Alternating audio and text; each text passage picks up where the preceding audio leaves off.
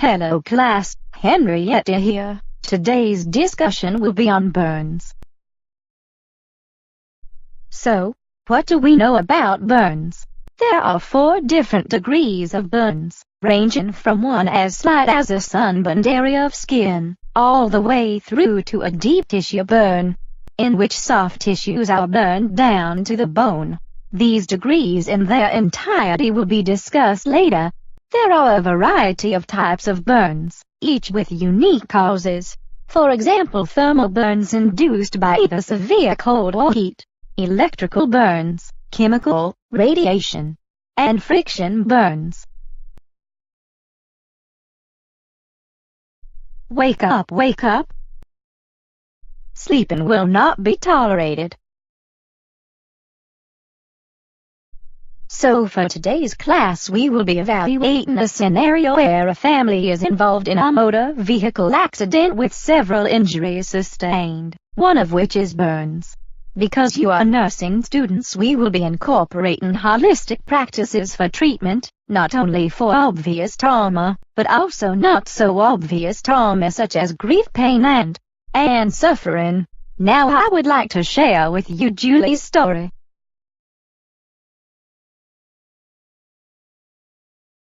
Julie's family took a road trip to visit her grandma.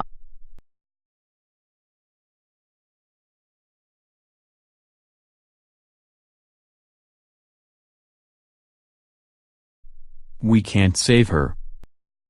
She's going to need to be intubated and require several skin grafts. This poor girl, and she is only 5 years old. Where is Mommy? Julie, I'm sorry Mommy didn't make it. She is gone. She went to heaven. What do you mean gone? I want Mommy. Is it my fault she is gone? Is she coming back? So class, what we've learned thus far is that we have a family of 5 who were returning from a family trip when a tragedy occurred. There was a mother, a father, and their 3 children in the car, who were involved in an accident where their car was engulfed in flames. As a result of this accident, the mother was fatally injured, the eldest daughter Julie was severely burned, but the father and the younger children escaped with only minor injuries. Now, at the current juncture, Julie is in the hospital. She is in the J.C. Burn Center in North Carolina, her home state. She is receiving treatment for injuries sustained during the accident where more than 80% of her body was burned. The areas of her body where the injuries were sustained were to the face, neck, left arm, left leg, and back. The extensiveness of these wounds necessitated amputation of her left hand, her left leg below the knee, and her back wounds require extensive skin grafting. Now, how do we calculate the percentage of body surface area in which an individual has sustained injuries from burns? The rule of 9s, Miss Green. Yes, and what can we assess with the rule of 9s? Certain areas of the body have a predetermined number designated for the percentage of body surface area that it makes up. The sum of these numbers, when added together, would comprise 100% of the body's surface area. This number is used amongst healthcare professionals to communicate the amount of the body's surface area that has been affected. Correct. Earlier in the class I briefly discussed that there is a varying degree of burns. Let's discuss them now. How many classifications of burns are there? I have the answer to that. There are 4 different degrees of burns. They are 1st, 2nd, 3rd, and 4th degree. 1st degree burns are similar to sunburns. 2nd degree burns, also known as partial thickness burns, cause tissue damage of the epidermis and a portion of the dermis. This can be represented by reddened areas of the skin with blistering. 3rd degree burns, also known as full thickness burns, causes tissue damage of the skin down to the adipose tissue and muscle. And lastly, 4th degree burns, which is a full thickness burn that causes damage through the skin down to the bone tissue. Any tissue damage or trauma present a certain level of risk for the patient. Why would Julie be at a high risk for developing an infection? Oh, I know this. The skin is the first line of defense in the immune system. Any interruption in the skin's integrity creates risk for infection. Because she has multiple burn injuries and required amputations, she has several interruptions in skin integrity. That's correct. Julie also has other contributing factors that increase her risk of infection. Julie required a tracheostomy and was placed on TPN, both of which require sustained openings in the skin. This is a great segue to discuss trach care and the requirements of care for a patient with a tracheostomy. Maintaining an airway is always of utmost importance.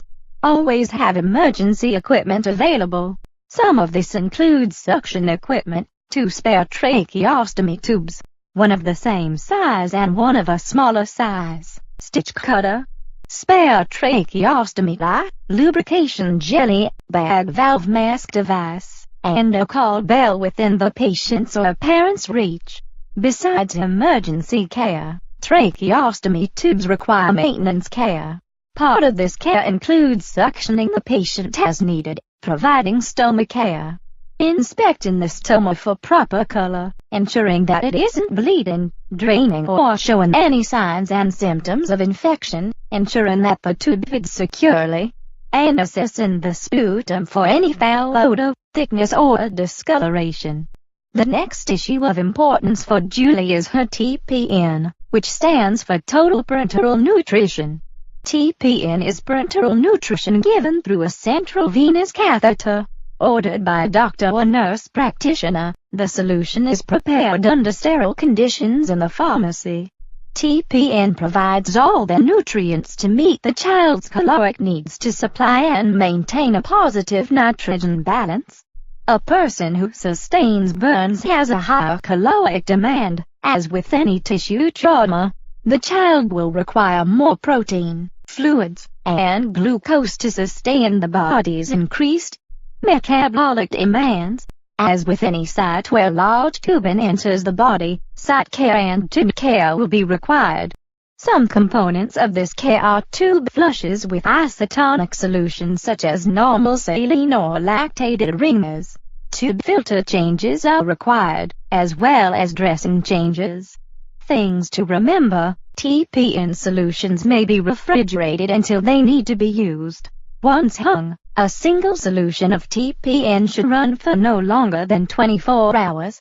The infusion is started at a slow rate, and gradually increased to the prescribed order based on the way that the child is tolerating the treatment. Monitor blood glucose levels constantly with this treatment because there is an increased risk for the patient to become hypoglycemic. Our next topic of discussion will be fluid and electrolyte balance. In the period directly after a burn occurs, the patient may become hypokalemic due to mast cell destruction. Hypokalemia later ensues with a fluid shift to meet the metabolic needs of the burned skin tissue. Hyponatremia may also occur as a result of plasma loss.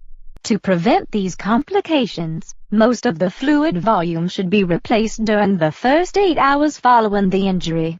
And finally, class, my last topic to discuss is pain management. With Julie's extensive injuries, she required aggressive pain management. Julie was ordered fentanyl for pain management during dressings. It is important to be aware of why this was ordered. Fentanyl is potent up to 100 times that of morphine, and has rapid onset. Onset is within 1 to 2 minutes. This is ideal for administration prior to wound care. Fentanyl also has a shorter half-life, with duration of analgesia for about 60 minutes. However, monitoring for symptoms of respiratory depression remains priority. And that class is it. I am all done. However, Tarek, Lakona, Kenya, and Rose still have a few things to share with you.